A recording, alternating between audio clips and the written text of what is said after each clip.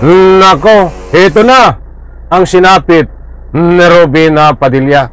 Biglang nakita, natagpuan diyan ho sa Dahig, Netherlands, sa isang lugar na hindi na po normal si Robin Padilla. Alright, welcome back to my YouTube channel. I'm Andy's Vlog. Hindi na ho nakayanan ni Senador Robin Padilla ang bigat ng kanyang dinadala sapagkat bumigay na ho, naglalakad ho at nagkakalat diyan sa Dahig, Netherlands.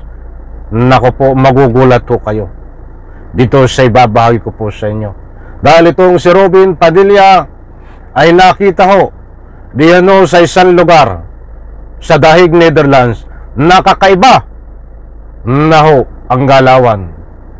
Dami ho nagbibigay ng anumang public opinion laban kay Robin Padilla dito ho sa latest update na galawan niya diyan ho sa Dahig, Netherlands, na lumalakas na ho ang kanyang tama, meaning bumigay na ho ang kanyang pag-iisip, hindi ho nakayanan.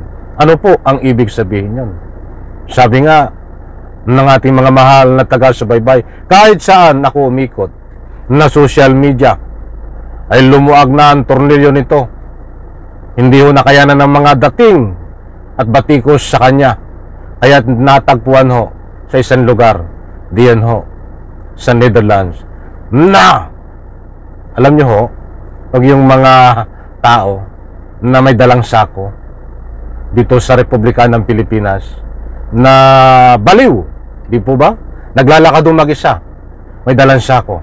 Si Robin ho, kakaiba, naglalakad din ho mag-isa na tinawag ho na ika nga po isinto-sinto, bumigay na ang pag-iisip dahil ho dito sa kanyang galawan, mga kaibigan. Huwag po kayong alis, ibabahagi ko po sa inyo dahil ito ang matinding sinapit ni Robin Padilla na. Ito ho, mga kaibigan. Pakinggan po muna ng pahayag ni Robin Padilla. Matino-tino pa ho siya dito. Ba't nung mga nakaraang ilang oras ho, iba na ho ang kanyang sinapit, mga kaibigan.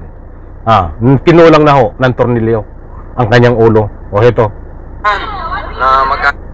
Ang muli po kayong imbitahan na magkasama-sama po tayo sa ating maliit na salo-salo dito po sa May 24. Opo, isa po yan, pinaghandaan po yan ng ating mga kababayan dito para tayo po ay magsalo-salo, magsama-sama, magkwentuhan.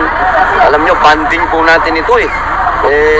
Hindi naman po lingid sa inyong kalaman na magmula po ng napiit ang ating dating Pangulo, Rodrigo Roa Duterte, ay nagpapagbigay naman po ito ng Iyan po si Robin Padilla.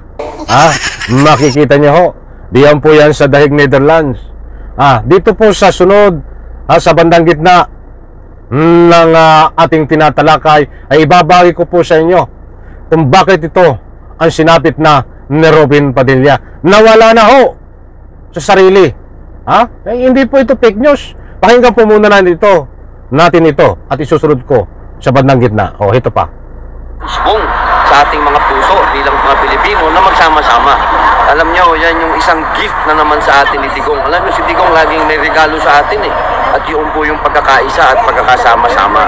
Kaya wag po nating bitawan yung gift na yan dahil bihira po yan na tayo yung nagkakasundo-sundo ng ganito.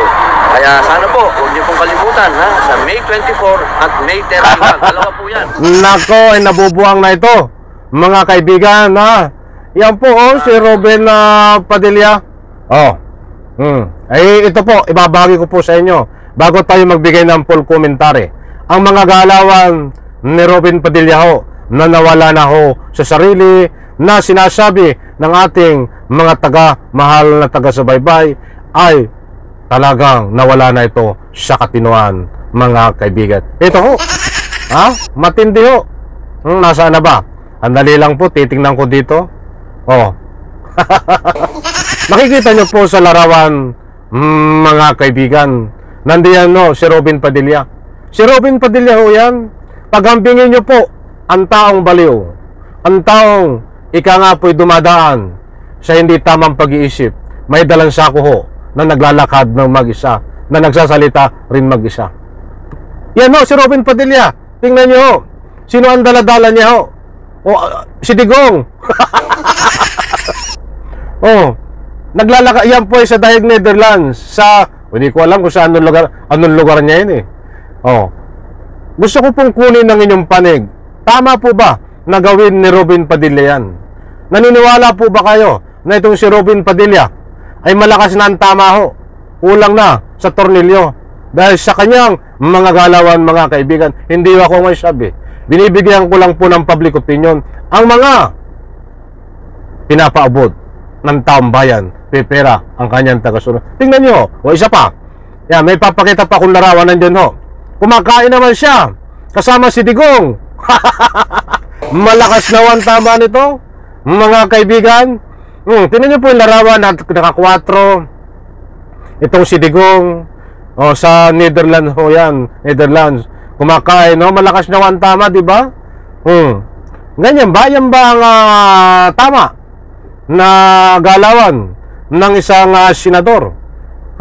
Kung hindi ho ito senador, mga kaibigan, na nagsisilbi sa ating bayan.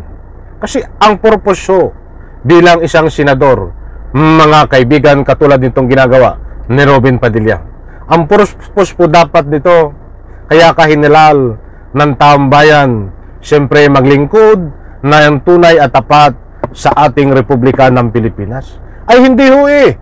Pinaglilingkuran noon lang nito ay si Digong sa Radyo 30, Kibuloy. Basta kakampi ni Digong, paglilingkuran ho nito. Hindi dapat natin pakialaman ho ito. Wala tayong pakialam dito kundi isang artista. Pinapasildo ho nyo? Pinapasildo ng tax sa pamagitan ng tax ng taong bayan. Tapos ganyan ang makikita mo sa isang pinapasildo ng taong bayan na niloloko ho tayo sa pamamagitan ng kanyang mga galawan na hindi dapat gawin niya ho, mga kaibigan. Instead, sa halip na tumulong sa Republika ng Pilipinas, kung ano man ang meron siyang idea para sa kapayapaan, ikatatahimik ng ating bansa, ay hindi ho eh, lalong nagpapalala ho ito ng gulo. Di po ba, mga kaibigan? Kahit marami ho ang nagsasabi, kung magbabatay ho sa mga galawan ni Robin Padilla, yung pinakita ko po sa inyong mga larawan, ay hindi po gawain ng taong normal. Ibig sabihin, ang galawan ni Robin Padilla ay abnormal, mga kaibigan, according ho sa mga nagbibigay ng public opinion. Kung pagbabasihan po natin ang kanyang sinasabi, kahit saan ho ako umiikot, na social media, malalaking stream media, yan ho ang sinasabi nila, ang kanilang mga saloobin. Reaction po dito kay Robin Padilla. Ano po ang masasabi nyo? Karapatan nyo hong magbigay ng anumang public opinion dito. Kaya't mga kaibigan, dito ay napakaliwanag na itong si Robin Padilla ay natagpuan diyan ho sa isang lugar sa Dahig, Netherlands, na hindi na po normal ang kanyang ginagawa kung magbabasyo tayo dito sa pinakita ko po sa inyo ng mga larawan. Isang like ko sa video na ito. Maraming salamat. Pagpalain po tayo lahat. Bye-bye. Palakpak.